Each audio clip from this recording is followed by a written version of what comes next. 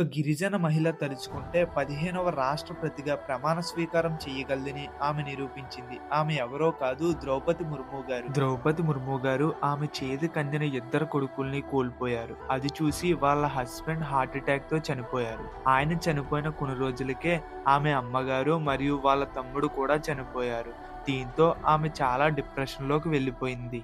ఆమె 2009 నుంచి 2015 లోపు ఆమె ప్రాణంగా ప్రేమించిన వాళ్ళందరినీ కోల్పోయింది. దీంతో ఆ బాధ తట్టుకోలేక బ్రహ్మ కుమారిలో చేరి జ్ఞానం మరియు మెడిటేషన్ ద్వారా ఆమె మనసుని రాయిలా మార్చుకున్నారు. ఆమె 2015లో తొలి మహిళ జార్ఖండ్ గవర్నర్‌గా ప్రమాణ స్వీకారం చేశారు. ఆమె 2022 జూలైలో దేశ మొట్టమొదటిగా గిరిజన మహిళగా ప్రెసిడెంట్‌గా ప్రమాణ స్వీకారం చేశారు. ఇప్పుడు ఆమె కూతురు తప్ప ఆమెకి ఎవరూ లేరు.